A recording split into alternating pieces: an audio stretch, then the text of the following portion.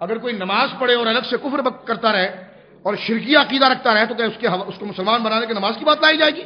تو بھائی اگر تمہارے مولوی نماز بھی پڑھتے تھے تو نمازوں سے کیا ہوتا ہے؟ نماز تو عبداللہ بن ابی بھی پڑھتا تھا، اور نماز تو وہ ایسے پڑھتے تھے کہ قرآن ان کے بارے میں کہتا ہے کہ وہ نماز پڑھتے تھے، وہ یہ کہتے تھے ہم اللہ کو مانتے ہیں، رسول کو بھی کلمہ پڑھتے ہیں اور ہم آخرت کو مانتے ہیں، لیکن اللہ فرماتا محبوب ان کے دل میں کچھ اور ہے، ان کی زبان پر کچھ اور ہے۔ اب سنیے میرے دوستو، اس قانون کے حوالے سے جو بات میں آپ کی خدمت میں کر رہا تھا کہ مولانا رحمت اللہ کروانوی یہ حاجی امداد اللہ مہاجر مکی رحمت اللہ علیہ سے پہلے چلے گئے ہیں۔ کہاں پر؟ مکہ شریف، اور ان کا انتقال بھی حاجی صاحب سے پہلے ہوا، اور ان کی وصیت تھی کہ جب میں انتقال کروں رحمت اللہ کروانوی، ان کی مشہور کتاب دارالارشاد نے شائع کی ہے دیوبندیوں نے، قرآن اور سائنس، لیکن شائع ان کے مکتبے سے ہوئی ہے۔ ان کی کتاب کا ترجمہ تقی عثمانی نے کیا، لیکن وہ دیوبندی نہیں تھے، وہ کٹر سنی تھے۔ یہ بھی آپ سن لیجیے، سمجھ رہے ہیں آپ؟ یہ قیمتی انکشاف میں آپ کے سامنے کر رہا ہوں۔ مولانا رحمت اللہ کروانوی نے کیا کیا وہ میں آگے بتاؤں گا۔ ان کی وصیت یہ کہ جب میں انتقال ہو جاؤں تو سیدہ خدیجہ کے قدموں میں مجھے دفن کیا جائے۔ تو آج جنت المعلی میں ان کا مزار جو ہے وہ سیدہ خدیجہ کے قدموں میں ہے، اور ٹھیک ان سے چند سال کے بعد حاجی امداد اللہ صاحب کا انتقال ہوا، انہوں نے وصیت کی تھی کہ مجھے مولوی رحمت اللہ کروانوی کے پہلو میں دفن کیا جائے۔ یہ دونوں مشائخ آج بھی جنت المعلی کے اندر بولیے موجود ہے۔ یا آپ تاریخ سمجھ چکے ہیں، پیچھے کے سلسلے کو آپ نے سمجھ لیا۔ اب آپ سنیے، جب مولانا رحمت اللہ کروانوی حضرت حاجی امداد اللہ مہاجر مکی رحمت اللہ علیہ جب مکہ جا رہے تھے اور یہاں سے ہجرت کر کے، تو انہوں نے اپنی ساری ذمہ داریاں اپنے خلفاء پہ چھوڑی تھی۔ ان کے خلفاء میں کون تھے؟ سنیے، ان کے خلفاء میں بہت بڑا نام تھا علامہ عبدالسمیع رامپوری رحمت اللہ علیہ، مولوی کرامت علی شاہ صاحب رحمت اللہ علیہ، پیر مہر علی شاہ صاحب بھی آپ کے خلیفہ ہیں، لیکن حضرت پیر مہر علی شاہ صاحب انتصاباً خلیفہ نہیں ہیں، بلکہ پیر مہر علی شاہ صاحب رضی اللہ تعالیٰ عنہ، اللہ نے ان کو علم دیا تھا، اور وہ پہلے سے سیال شریف سے چشتی اور نظامی خلافت تو آپ کے پاس تھی، لیکن جب آپ مکہ شریف گئے تو وہاں پر حاجی امداد اللہ مہاجر مکی رحمت اللہ علیہ نے ان کے علم سے بہت خوش ہوئے۔ پیر صاحب کی خدمت میں حاجی امداد اللہ مہاجر مکی رحمت اللہ علیہ نے عرض کی کہ آپ وحدت الوجود کے مسئلے پر تقریر فرمائیے۔ لوگ اس پر اعتراض کرتے ہیں۔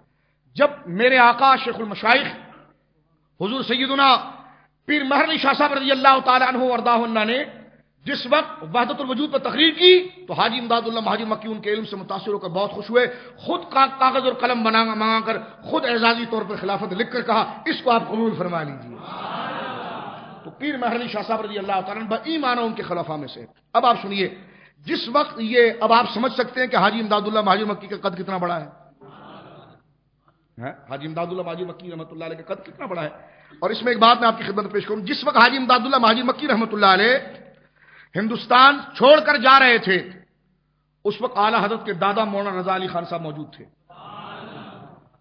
اس سے پہلے کے دور پر اسی لگ بھگ عرصے میں سارے لوگ بریلی چھوڑ کے چلے گئے، لیکن اعلیٰ حضرت کے دادا مولانا رضا علی خان صاحب رحمۃ اللہ علیہ جو اعلیٰ حضرت کے خاندان میں جو سلسلہ چلا ہے، اس لیے کہ اعلیٰ حضرت فاضل بریلوی رضی اللہ تعالی عنہ ورداہ عنہ کے جو جد اعلیٰ ہیں وہ سعید اللہ خان قندھاری ہیں۔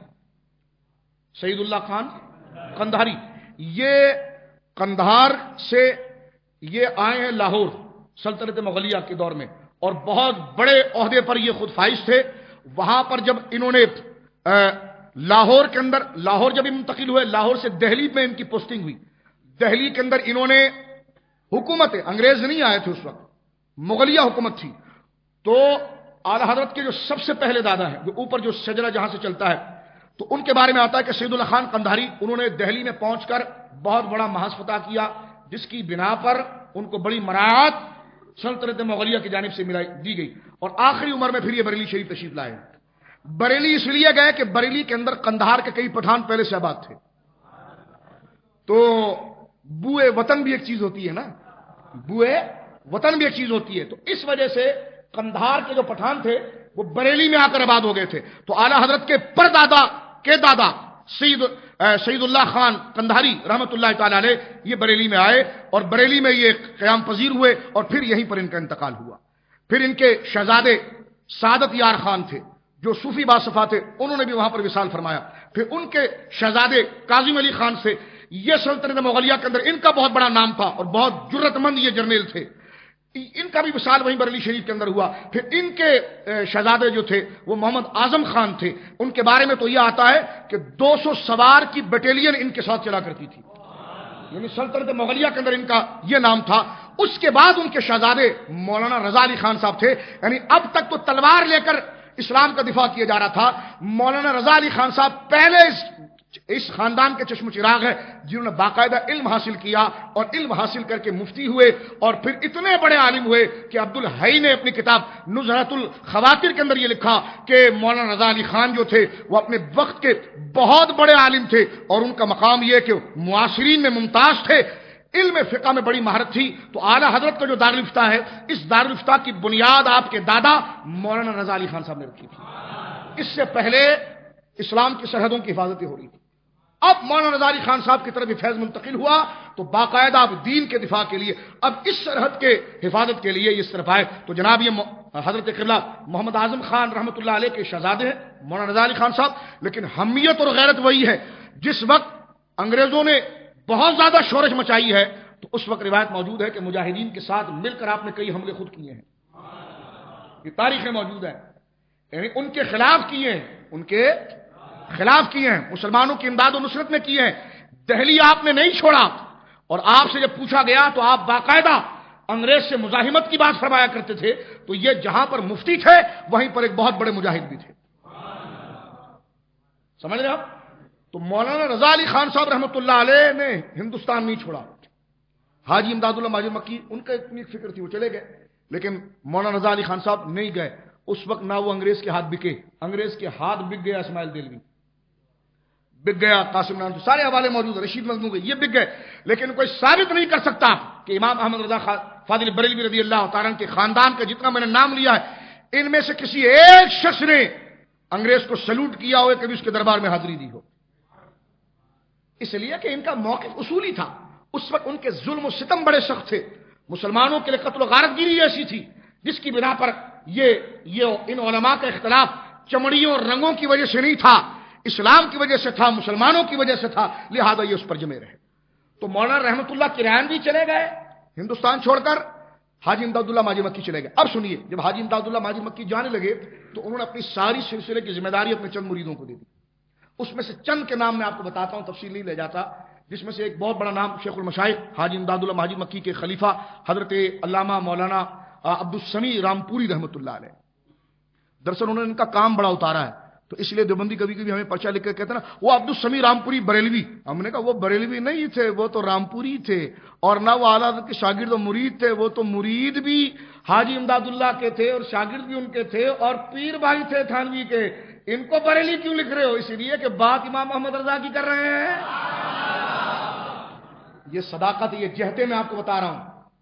امام محمد رضا کی برگزیدگی دیکھیے اور جس محاذ پر اللہ نے آپ کو چنا ہے اس میں آپ کی صداقت دیکھیے.